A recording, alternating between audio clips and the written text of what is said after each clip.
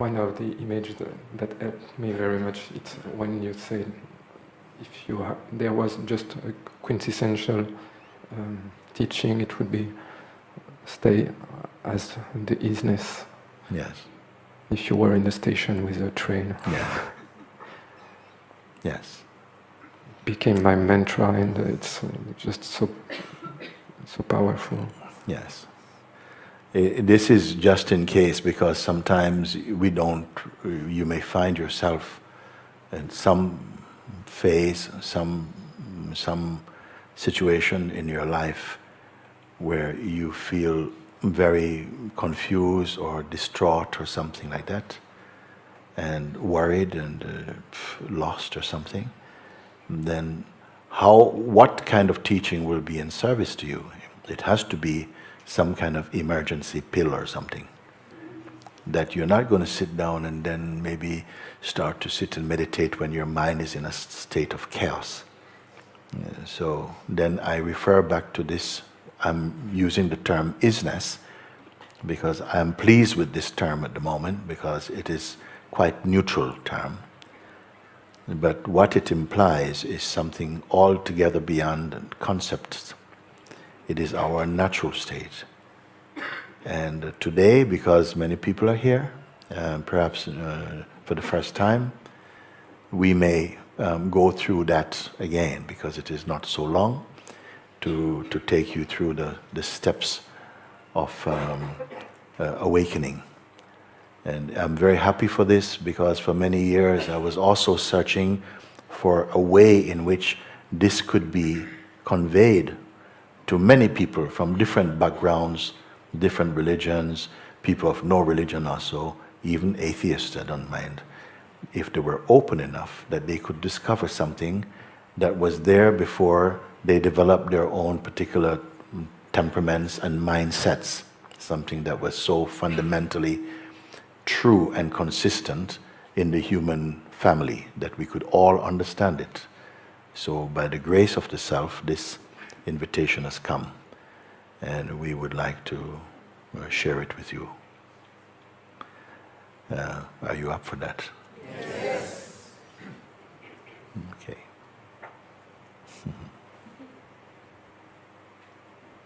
So we are good? Just great. Okay. I'm so grateful. Thank you, thank you, thank you.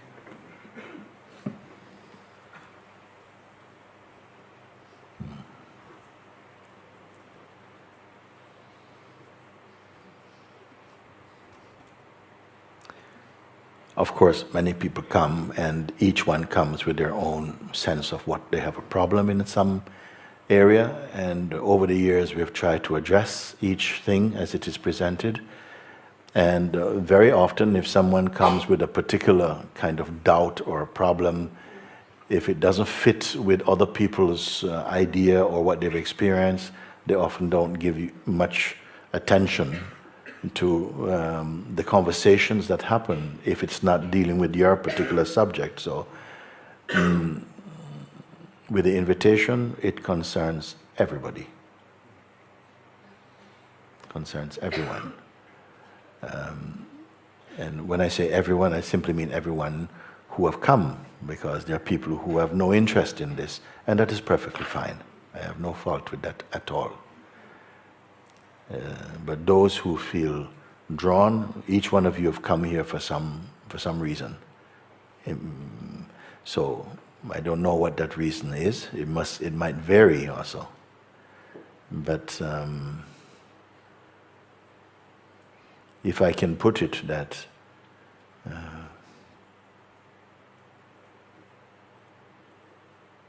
we all know and have experienced that we have some power within us that aspires for happiness and life and creativity and love and openness. There's a force that is moving in us towards that light. And there's a contrary force, it seems, that moves mostly to keep you attached to your personal life, and to your form, and to the daily existence. And your whole life can be directed to feeding that very narrow perspective of life. Just day to day, you know what to eat, where to go, what you want to do today, and so on. I say that life is infinitely greater than that representation, and that there is something within us that deeply is worth discovering. And when we discover it, when we at least begin to discover it, we find that we're experiencing great peace and joy or happiness, also becoming more wise, more open, less afraid of death and life, because there are people afraid of life also. And so your entire being begins to move in a much lighter way. So I assume that that is a natural desire for every living being, not just human being also.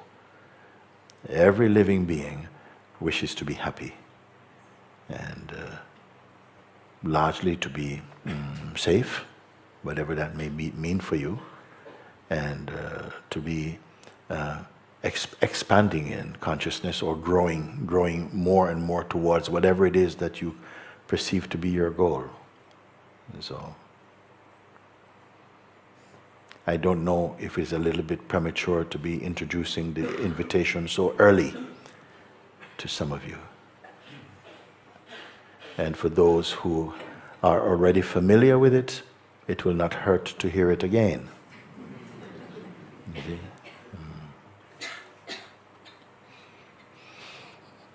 So let's assume that you've come here and you have this general question. I'm making up a question. It maybe represents something in you. Suppose you came and you say, you know, that I would like to ask for some help because I'm not able to control my mind. I don't feel I'm living life to the full.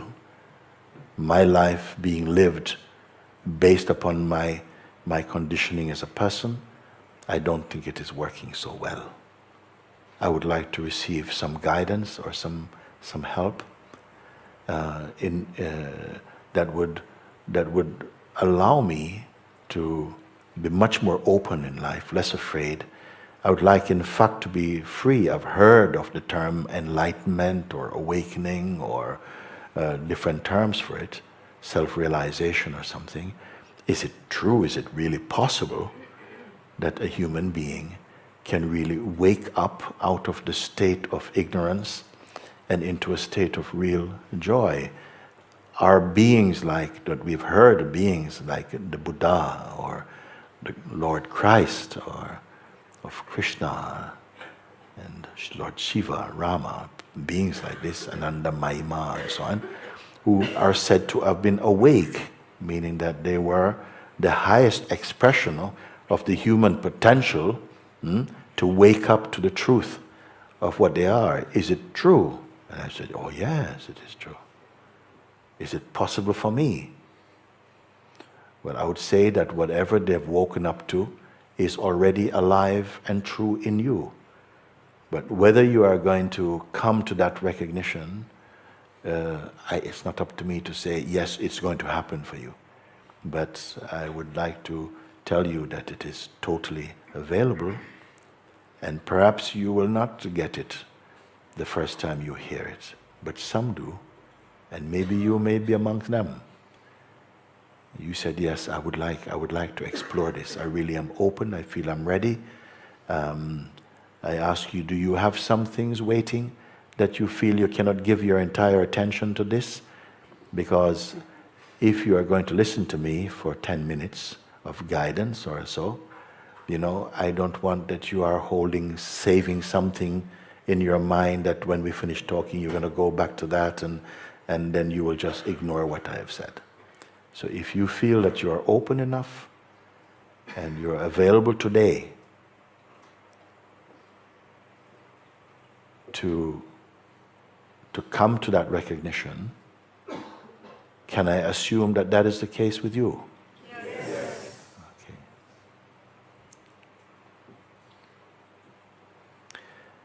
So I said now, in response to the question, is it possible I'm here for this, please help me? I say, okay, I'm going to invite you in to the space that I am, this space, which is not different from your space, but I'm going to invite you here. But before you can come in, you must leave your shoes outside, as you have done today to come into this room. Please leave your shoes outside. And then I follow up by saying now, please leave your mind outside. And people say, whoa, the shoes I can leave, but to leave my mind, that's the problem. I can't leave my mind. And I said, well, don't worry, it's not so difficult what I'm asking. I'll explain what I'm really asking when I say leave your mind outside. I simply mean, while you're here with me for the short time that we will speak, please don't speak about the past. Are you willing to just not mention about the past, or don't cling to the past just for the short time that we are speaking? Okay. And also about future, because very many people, they speak about the future. Yes, in another year I'd like to go and live in this place. I want to spend some time in a monastery. I would like to be this type of person. I'd like to be more kind. I said, we don't talk about that. We won't talk about this. Not today, not now. Okay? Can we not talk about the future also? Yes. Okay. That includes you guys at the back as well. Okay, they're waving hello. So, please, let's not talk about the past, but your memories or attachments or desires. Just leave it for the moment. If they are important later on, maybe we can talk about it. But for the duration of this short time that we are going to spend now, please don't hold on to any of these ideas. And you have said, yes, okay, I won't engage with them. And even the present, meaning the present moment of now, also whatever thoughts are coming in your mind, we're not going to talk about them right now. Just be entirely empty. Is it possible? Yes. Yeah, so we don't engage with any kind of thought process and so on. And I feel everyone can do this. Now, sometimes we know that the mind itself, the kind of psychological, egoic mind, somehow will start to behave like it doesn't want you to listen to this. It doesn't want you to be really present here. And it might start to make a lot of noise, or distractions start to come in. People start to look at the flags on the ceiling and stuff. And then when they see that many people have gone through into the understanding, then they're asking, please, could you repeat? I couldn't hear. I'm saying, too late, you missed the bus. Sorry, next time, watch the video. Okay? So if you are here, I'm asking for your undivided attention for this short time. So, you are agreeing that we will not speak about the past, and we will not be talking about the future. And I'm also going to ask you, you don't need to use your imagination,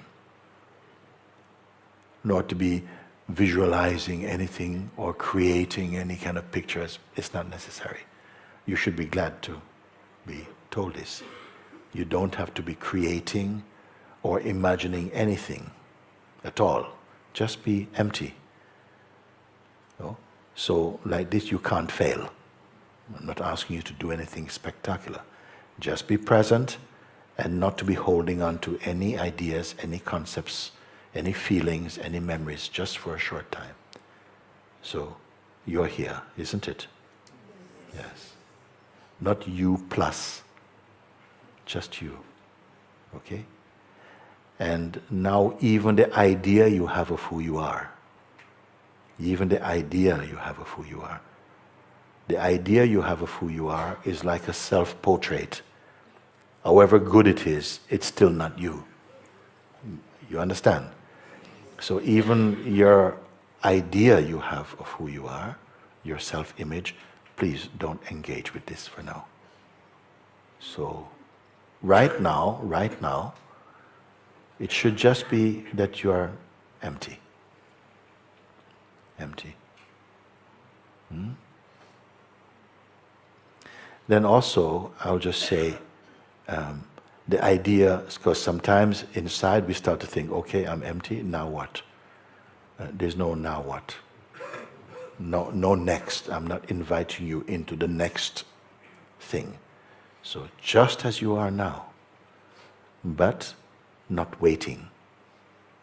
It's good? Yeah, you're just here. Just here. So no self-image, no past, no ideas about future,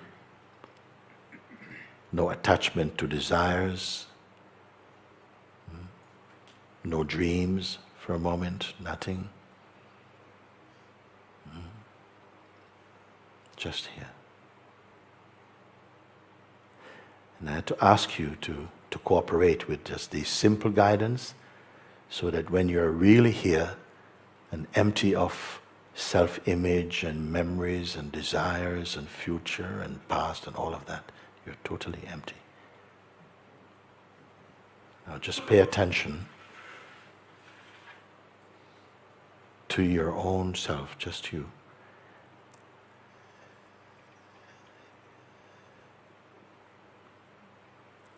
And the sort of environment, the feeling of just being here. Only this now. No imagination.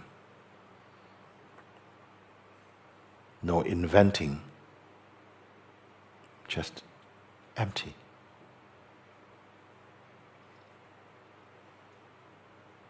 Just being aware of this. You're just aware and you're simply here. Now, let me ask you this. That which you are experiencing now, is it personal? I'm going to ask you for your response. Is it personal? No. No. It's just as you are here. You're not doing anything. You're simply just present. And you can hear my voice, and I'm asking you some simple questions. Does it have any shape or size or color? No. No shape, no size, no color. Is it an object? No. It's not an object. Just keep being aware, just being aware. You're here. This that is here, did it come from somewhere?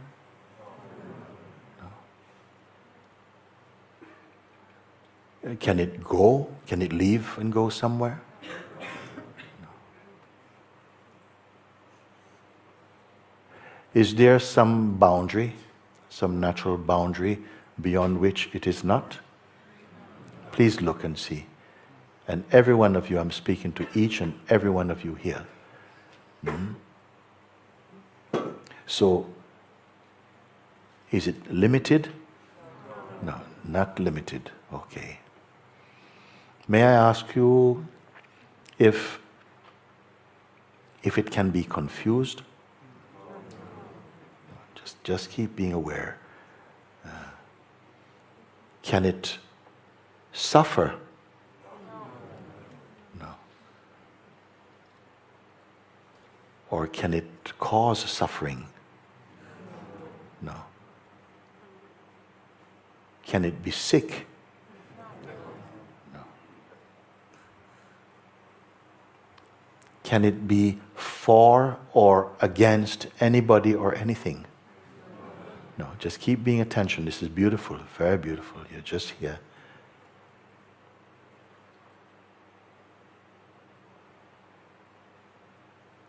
Can it be owned or controlled by any person or group? It cannot, no.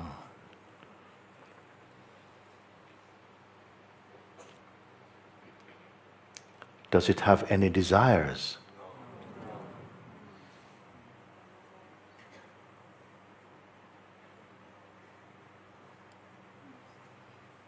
Is it capable of feeling disappointment?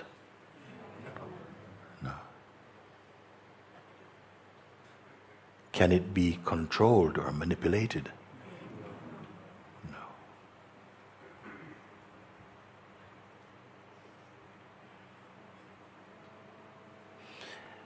Is it owned by any religion or philosophic group or anything? No, it is not.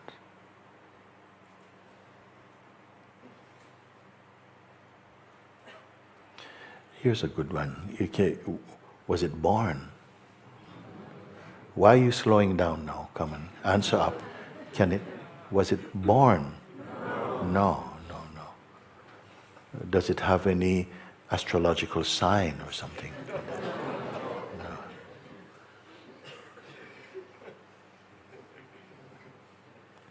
Now, what about this? Very unusual one. Can it die? At the back you can hear me? Yes. It cannot die.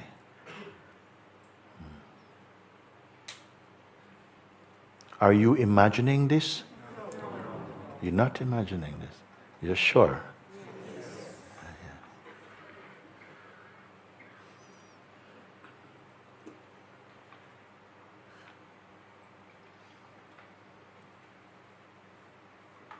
Okay, what about this now? Because you're not taking much time to answer me. You're just being very direct in this. Can I ask you, how far away from you is it? Like, would it be a few centimeters or a meter? Is it close or what? What is? How much distance? Is there any distance or separation between yourself and it? No, not really. Okay. So I'm just going to recap and just to feed back to you what I'm hearing from you. So you're saying that it is not personal, what it is that you are directly perceiving without help from anyone else, from your own self you're answering these questions. It is not personal, it is not an object, it has no size or color. Can it be photographed or captured in some way? No, it's cannot. Okay. So it cannot be photographed, cannot be captured, it cannot be manipulated. Can it be impressed by what you do? No. Or disappointed? No. Okay, let's add that to it. And it cannot be confused. It cannot be confused. It cannot be sick, or to suffer, or to give suffering. No, okay.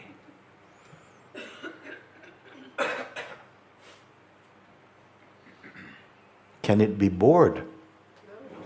No, it cannot be bored.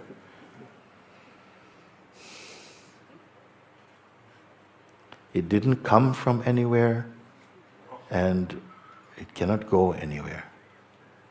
And there's nowhere where it is not. Am I true? Have I got it? Okay. It's. Did I ask? Was it born? Yes. And did you say? No. Okay, no. Okay. But then I said the difficult one. Can it die? No. And you're sure you're not making this up? Okay.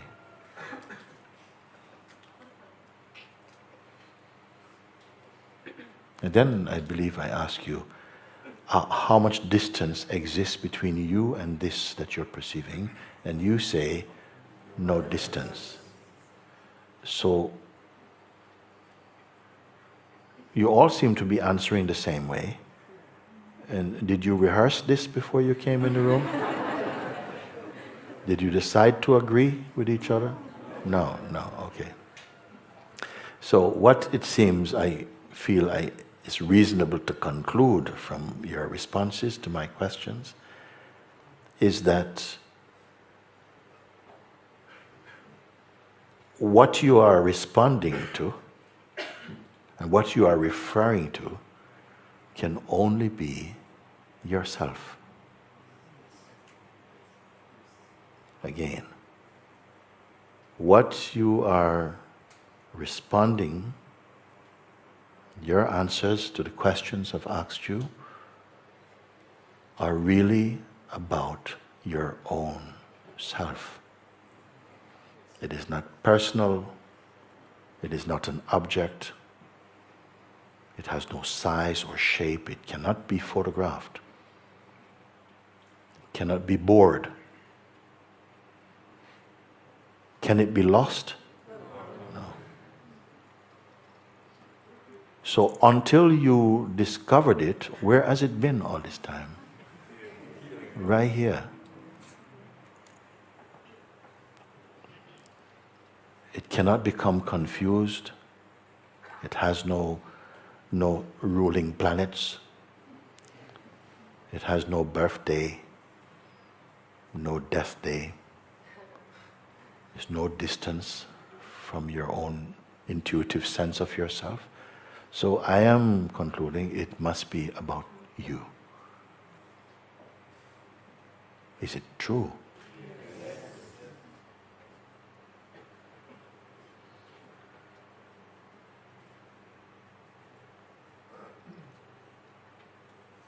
How can you perceive something which is not an object unless you yourself are beyond objects? And if this is true, if it is true, who is this other guy then?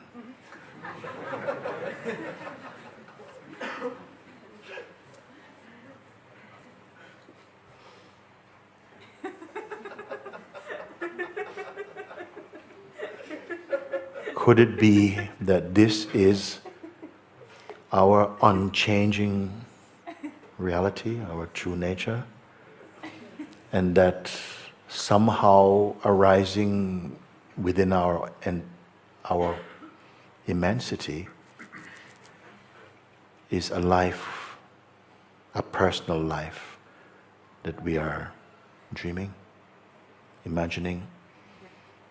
That's why it's always changing. Something's always changing.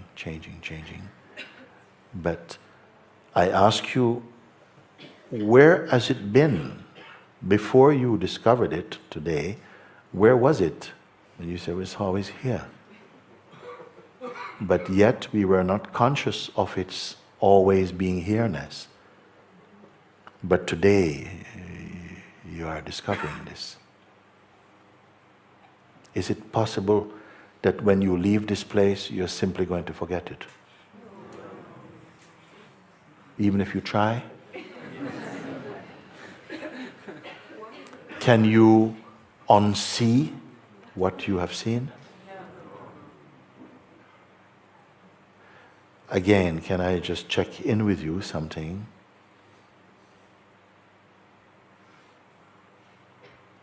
How are you feeling right now?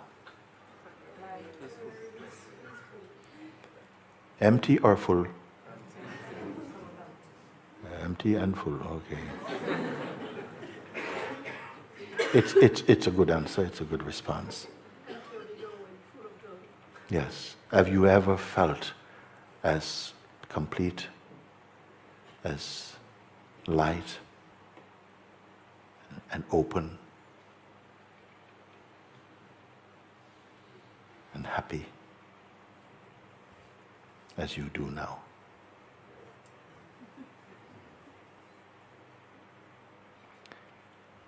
And it, what I'm calling it, the isness, it's a safe word for now, because it goes by other names. It's known all over the world by other names. But if I call those names, maybe it start to feel, well, oh, that belongs to this group, and that belongs. So I'm using the word isness for the moment. This isness, is it your possession? No.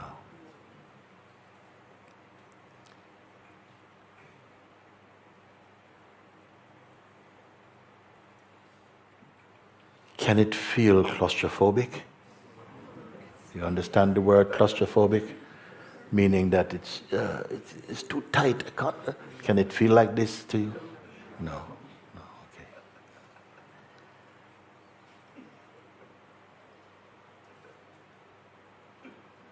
I'm going to put it that for those of you who are present with this is the most important discovery in your life. Because if you value what you are seeing and discovering right now, it is going to continue to unfold in beautiful ways. Of course,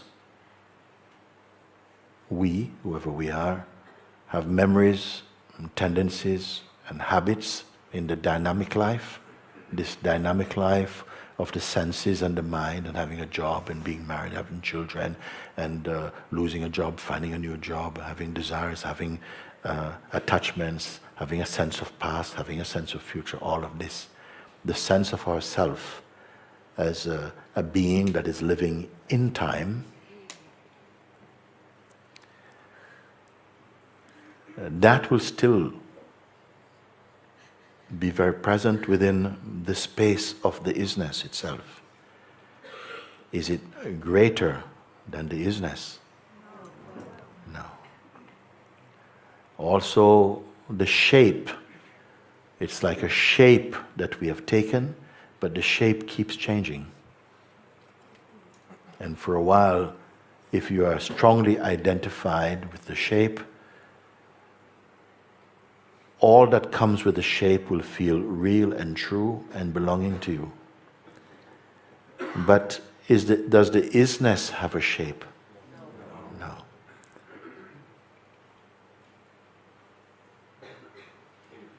Are you comfortable with that? Yes. Yes.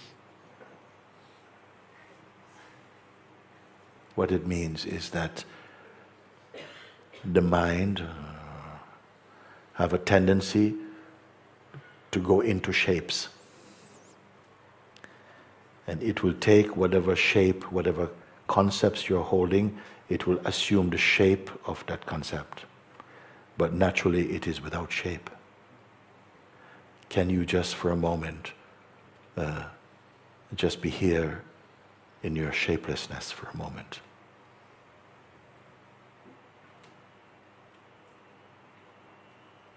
That although you can perceive shape, you don't have to become a shape. You're not forced into a shape.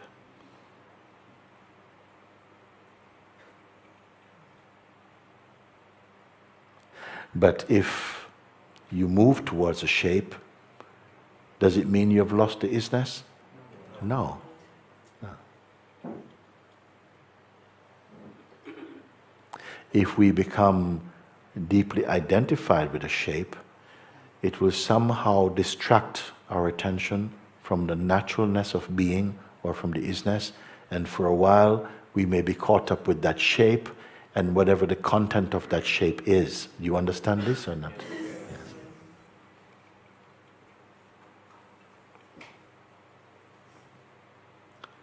So there is functioning within us a kind of a reflex or a habit to go back to what feels most familiar to you. And so our person or personhood feels very familiar. It is like an area that we're familiar with, and we know how to be and how to act with different situations, and we remember our attachments and the things we want and the things we don't want, and all of this is there too. But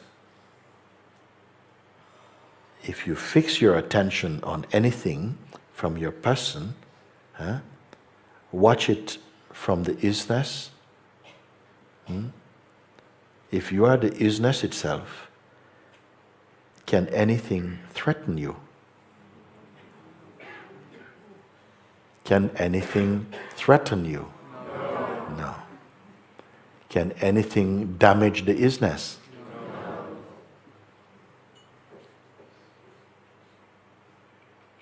Is this too big a discovery for you?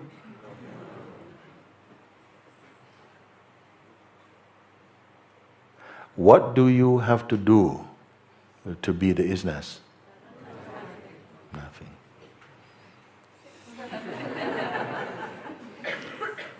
Isn't it too easy?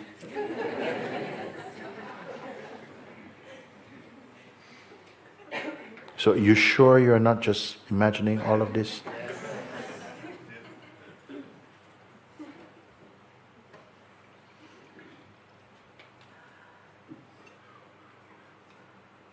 There are going to be times when you feel that, I can't feel the Isness. I don't know, it's like, yesterday it was really strong. But right now I just can't find the Isness. Who is going to be speaking like that?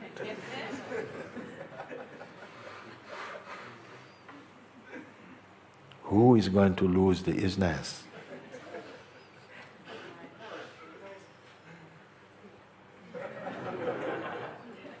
The guy who lives upstairs and in the attic. But when he speaks, it's a very familiar voice and a very familiar energy. It is so familiar, it feels closer than intimacy itself. And we are inclined to just identify that this is yourself. Will it make a difference to you now, when these times come, when you are again strongly identified with your wasness?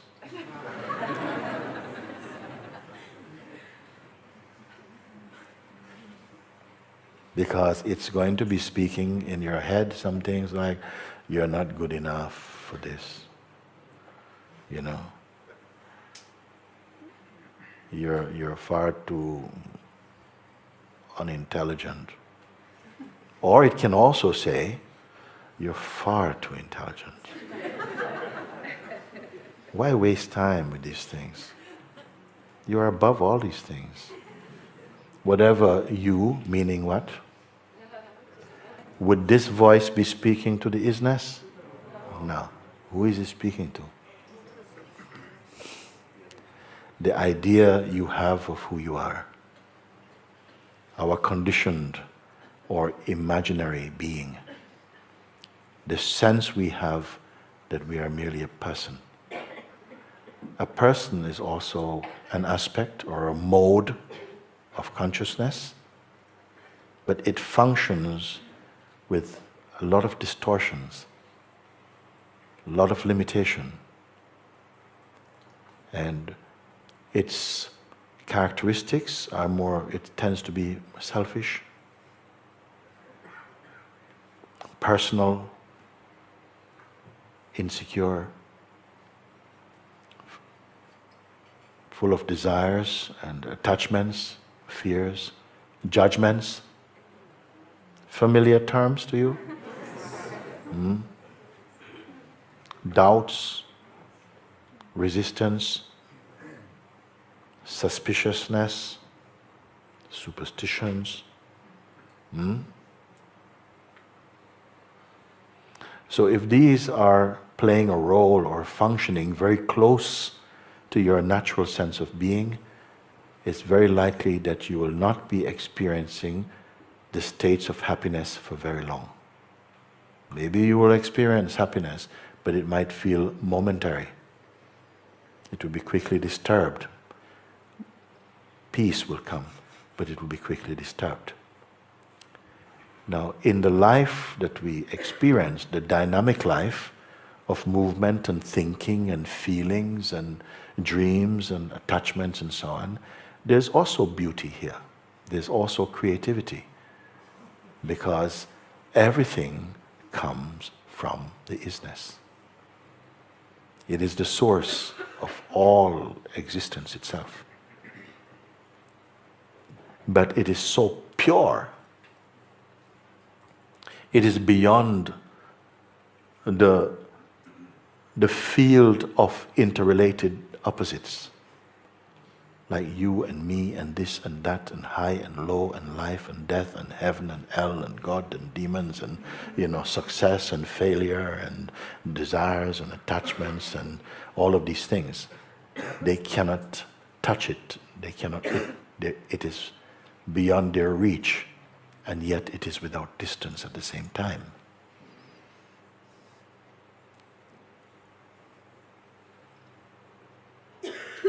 So I want to present a metaphor that might be helpful. I've used it before. It's said that, in some countries, your people may have experienced a change of currency. I was living in England for quite a long time. We experienced a change of currency many years ago from pounds, shillings, and pence to pounds and new pence. Some people experience a change in currency from, say, liras to euros or something. And if you are old enough to remember how it felt when the changeover was happening, that for a while all the things that we would buy are still the same. They're just the same. But they had new prices on them. And we could not relate to the true value with the new money. Is true or not? And so very often we had to relate back to what does that mean in old money now? And we have to go back to old money. And it says, okay, so that was like, 3 and 6 pence. Oh, that's not bad. That's not bad. We hadn't learned the value of the new currency. We were not comfortable with it. But gradually over time, we change. We began to get used to the new currency and found the level of value in it.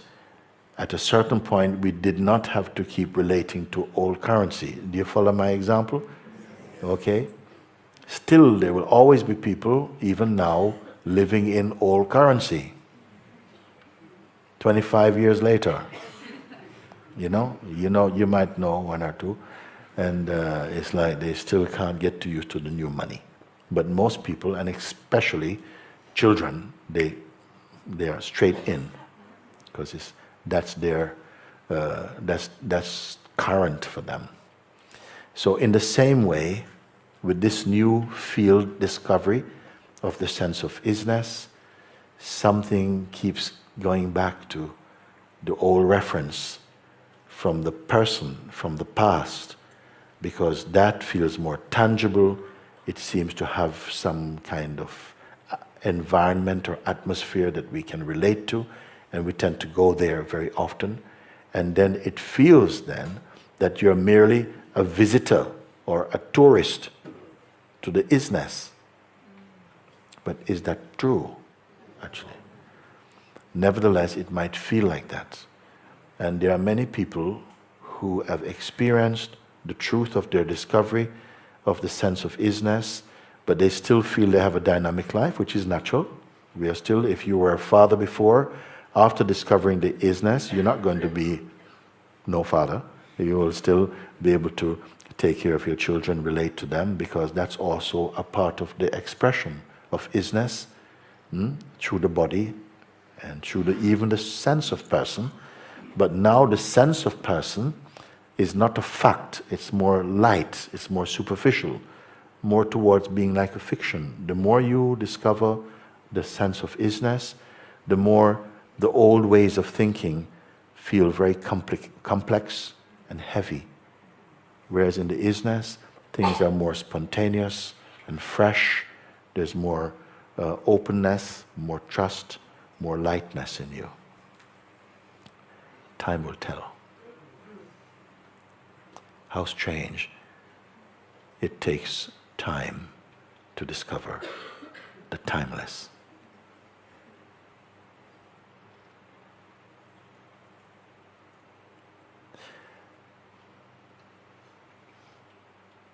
So I'll just ask you again, just to put your attention, on the isness, the beingness. What is it doing? Nothing.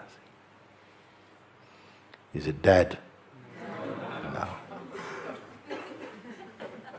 So here is something, it's not dead, it's not going about. Huh? It should be boring, no? Is it boring? No, no, no.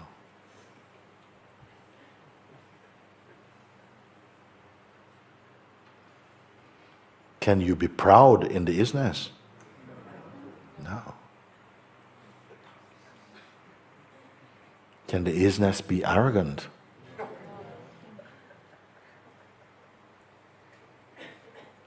Can it be special?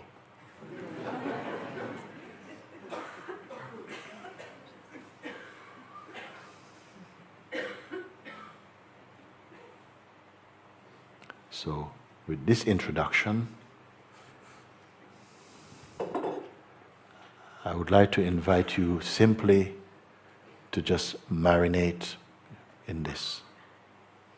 Marinate means what? Just being conscious of it. Just be conscious of it. Is it different from you? No. And don't give it to your mind. Don't say, mind, tell me about the isness. Mind can only tell you about the wasness and the want-to-be-ness. It may feel, how can I reconcile, how can I, balance the isness with daily life? That may seem to be a reasonable question. Okay, there's the isness, it feels very nice at the moment, but tomorrow is Monday, I have to go back to work. Can I be the isness at work? Oh yes, just don't say that. Okay? In the feeling of isness, all things are unfolding naturally. Naturally. You will do your work. In fact, it may even feel much more alive, because your mind is not suffering states of confusion and personhood, the sense of greed or fearfulness. They will begin to soften up.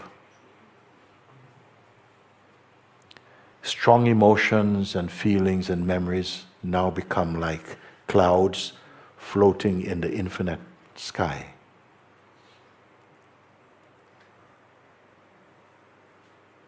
The sky has no favorite clouds. It doesn't say, where are you going? Stay a little bit longer. I like you. No, everything is floating by naturally. In the realm of changefulness and time, things will move in accordance with their own laws. They're moving. They are also noticed to be moving. Be in the place of the noticing. The noticing can be of this body also, and of the thoughts that move inside the mind and body here. There's also an awareness of them. But there's no need to identify with them. Gradually, this will become easier and easier and natural. There's no need to force anything. If you simply pay attention, be conscious of the isness, amazingly, the discovery of the isness has the power to bless every aspect of your expression spontaneously. If something feels in a hurry, like, come on, I've got to move quickly, and come on, isness, we've got to find this out, recognize that that is only a cloud passing also. Don't get deeply attached to any cloud. You may perceive them. You may have to move, your actions may have to move in the field of changefulness, but gradually you'll find your natural harmony and balance with them. So there's many things I could speak about, but it's too many for you to bear right now. To leave some space for your own discovering, for your own unique discovering. The fundamental recognition is that the isness, the sense of isness, is not different from the essential you. Don't try to work it out and say, okay, let me try and figure all this out. Just if it feels like it resonates with you, just keep paying attention to it. There's nothing to become clever about. The mind wants to be clever about it, but you stay just present with it and bathe in its magnificence.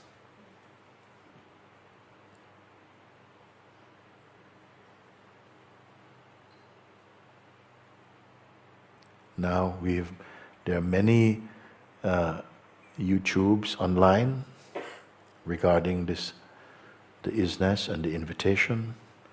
If you feel drawn to it, please study them. This satsang today is also being recorded and broadcasted all over the world. You can always go back. I would encourage it also that you look at it and look again and try again to see what is being pointed, to feel and recognize it, and to honor your seeing. It's very simple. It's not any mental gymnastics. It's very simple.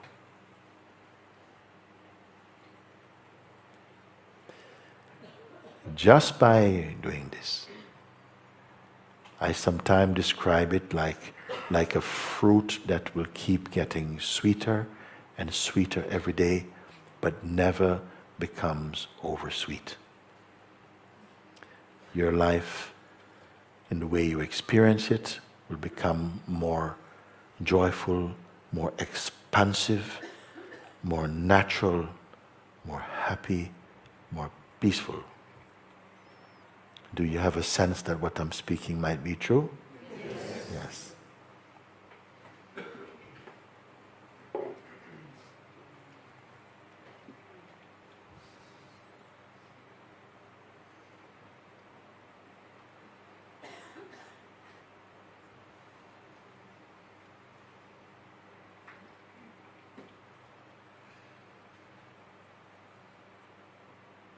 Mind might say, but but where's the passion?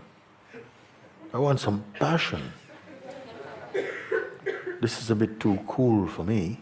I want some passion. Is there any passion in the isness? Oh yes, every expression, every taste is possible to be experienced in the realm of the isness. But none of them defines the isness. They're again just like clouds passing. Every taste, momentary. Some tastes can seem to go on for quite some time, but all are moving. Is the isness moving? Yes.